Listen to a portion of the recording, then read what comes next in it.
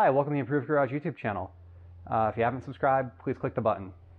So today I may have picked up a new project. So this is a 2010 Scion XB. It has 120-ish thousand miles on it, and my neighbor tells me that it has a blown engine. So when you turn it over, it sounds like there's no compression. It just whines, but everything is moving. So I don't know if several connecting rods are broken or if it's a timing belt issue or exactly what it is. So we're gonna break this down and try to figure out what's going on here. So to start off, let's get the valve cover removed.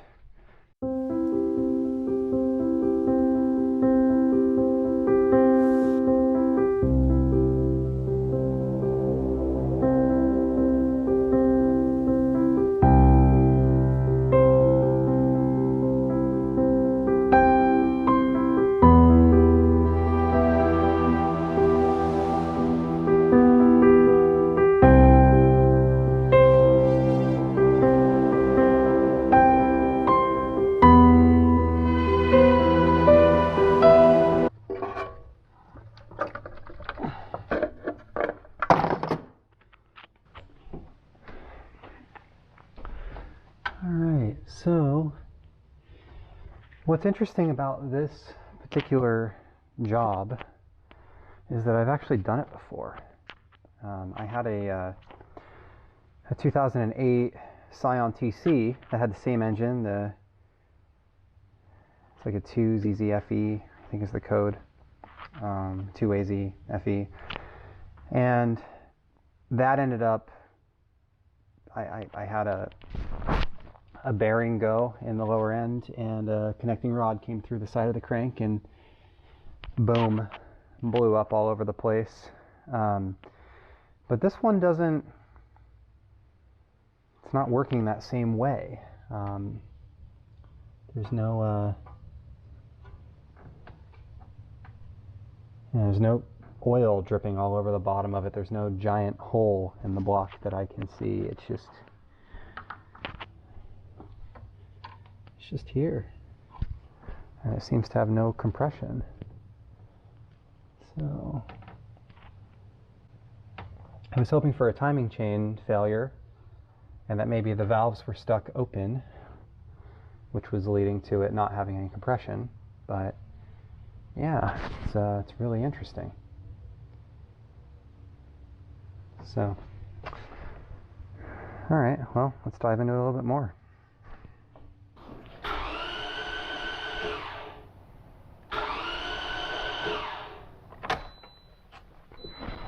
All right, so strangely enough, I don't see, there's no cracks in the block, which is what I had with mine, and that's kind of what I was expecting going in here.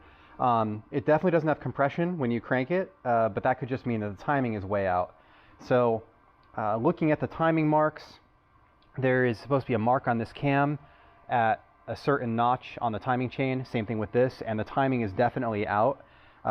This is a non-interference engine, so it's possible that what ended up happening is the timing chain tensioner failed, the timing chain jumped a couple of teeth, and that there's not really anything wrong with the engine, but it just needs to be fixed. So the next thing that we're going to do is we're going to drain the oil out of the pan so we can take a look at it and see if there's any metal shavings or anything like that in it, and tell me if I want to continue to break this thing down. All right, so we dumped the oil, and I don't really have any metal shavings or anything like that in there. So based on that, based on the timing being out, we're going to start disassembling and getting the timing tensioner and timing chain replaced. So we've got the valve cover removed.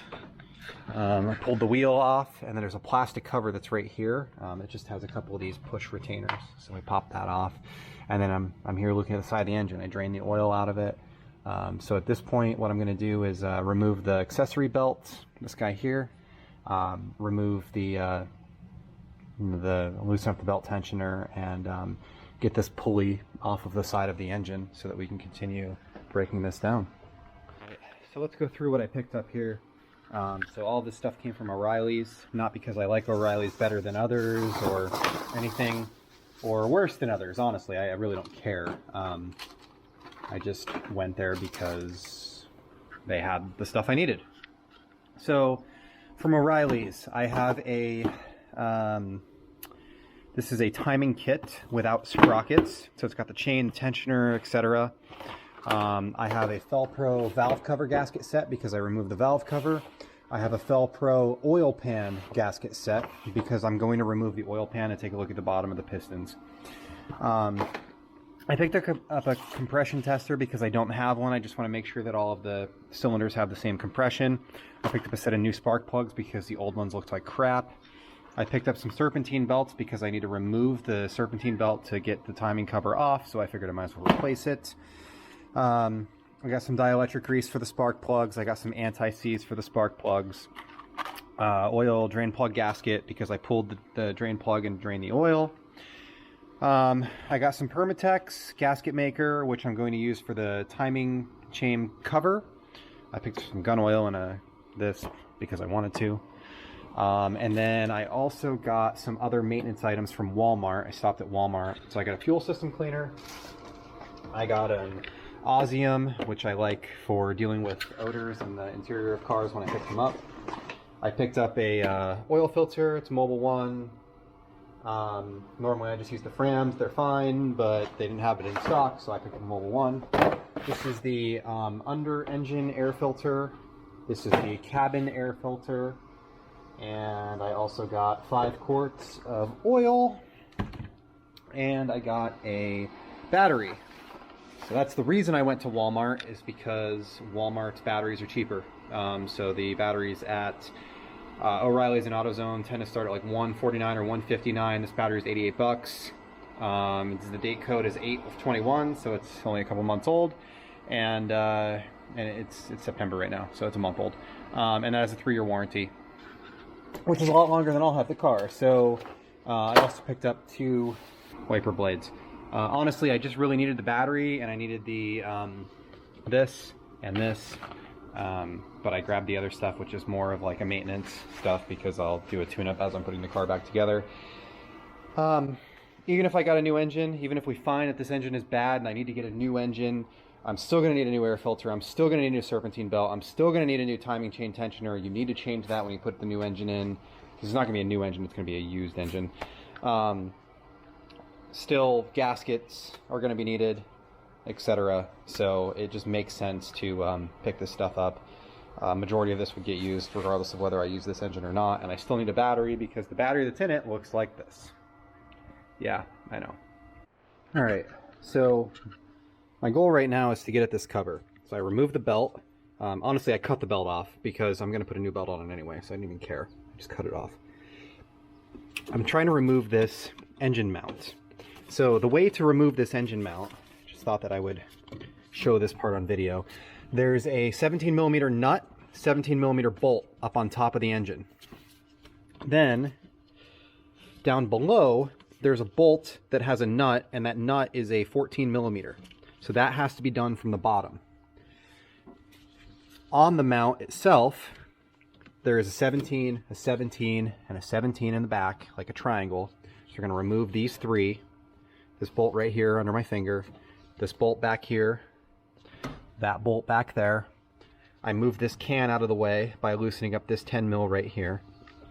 And I also disconnected these air conditioner lines by removing this 10 and that 10. And that's going to enable me to kind of move these lines out of the way enough that I can then remove the engine mount, because this engine, the timing chain cover is actually the mount, or actually bolts to the mount. I do have my floor jack underneath that side of the engine right now to lift it up so that I can get these bolts to slide up out, but now I can actually lower that down and I'll have a little bit of room here on the side to work with. Alright, so next I'm removing this engine mount. It's got 3 14s, 1, 2, 3 on the bottom. You do have to lift up the engine a little bit to get at the third one. One thing that I will say to make your life easier, you're going to be taking a lot of bolts out if you're doing this. You're going to have a lot of bolts and nuts and different things that are going to be difficult to keep track of. So as I'm taking things apart, I'm kind of laying them here on the floor. So I've got the mount with the bolts that were on the engine. Then over here, I've got this mount with the ones that went into the chassis, 1, 2, 3, the bolts and nuts that went on this side of the engine. The valve cover, I've got all the bolts and nuts in the holes where they belong.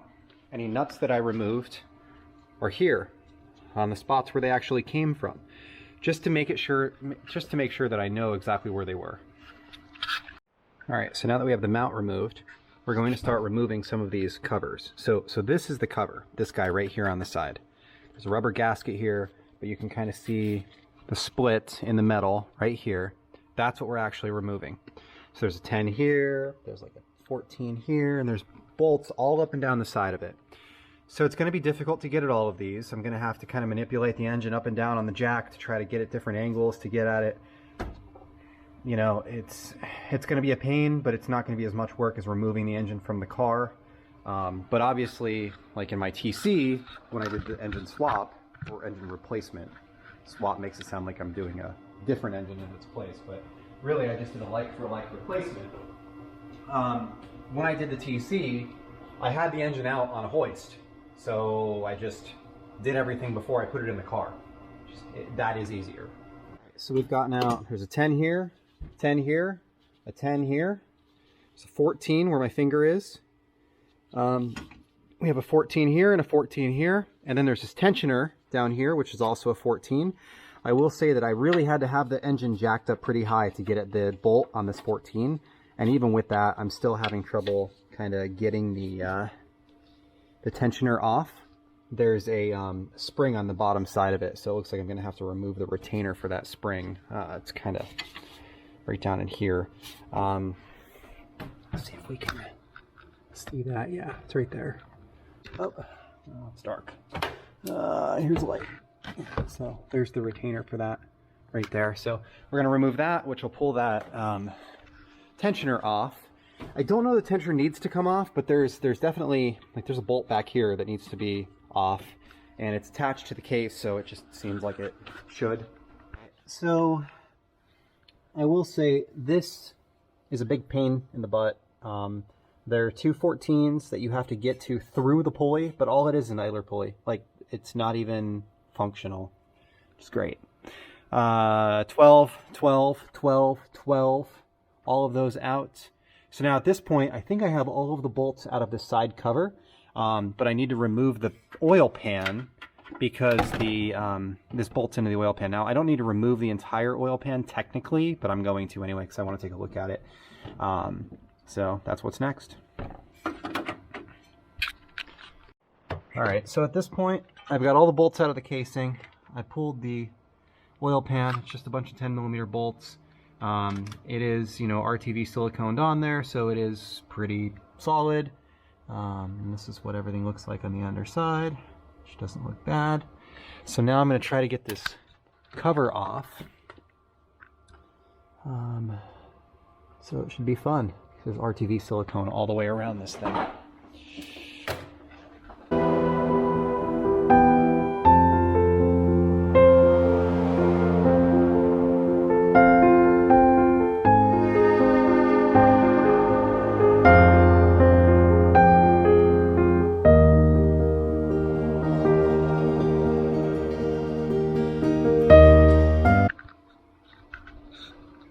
So this crankshaft position sensor needs to be removed. There's a single 10mm bolt here, and then you can just kind of pop this out of the way. Otherwise it gets hung up when you're trying to remove this cover.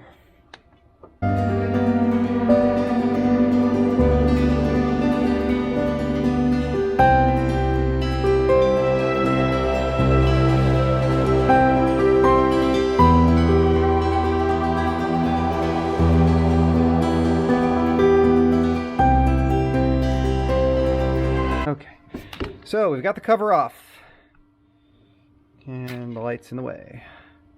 So that's what it looks like underneath the cover. We can see our guides. So there's a guide here, there's a guide here. The tensioner is removed because it's inside the cover. So next what I want to do is I want to remove the chain and the guides, install the new chain and the new guides, but I need to clean up this edge of the case. So you see all this like crap all over the edge? That's silicone, RTV silicone, and I'm going to have to redo that when I put this back together so that it doesn't leak. But that's where we are right now. So we're going to take this chain off, we're going to clean everything up, and we're going to put it all back together. Yay. So here's where we're at. We installed the new lower chain, installed the tensioner for the lower chain, spring-loaded little guy here. We installed the new upper chain with the new guide rods, or whatever they are. Guides, I guess. So we can see the new guides, the new chain. We set the timing. So to set the timing on this, the bottom of the engine, you want this dot to line up with the edge of the case here, and that is 1 link. On my chain it is the bronze link. On the factory chain I believe it was red or yellow. I think it was yellow. On the upper we have the exhaust cam, and the exhaust cam has an I and an E, I and an E, and then in the middle there's a mark. So that mark in the middle is where this black link goes, and then there's another black link over here. Now one thing about this cam, the exhaust cam, is there's 2 marks on it. So you line it up with the deeper of the 2 marks. It's also the one that has the dot on the back side right here where my finger is. You know, your cam lobe should look like this. This one's pointing towards the exhaust, this one's pointing towards the intake. That's what they should look like. We've got all this back together. We've got the guides in place. We cleaned up this cover, all of the RTV silicone from it. I removed the factory tensioner, which is here. I have the new replacement tensioner, which is right here. So this will get installed. The one thing that I didn't get in my kit is a new gasket for this. So I'm going to see if I can get one of those gaskets tomorrow, because it's getting late. So I'm going to call it a night. Tomorrow we're going to apply our RTV silicone to this surface. We're going to get this installed in the car and get it bolted up and tight so the RTV can start drying.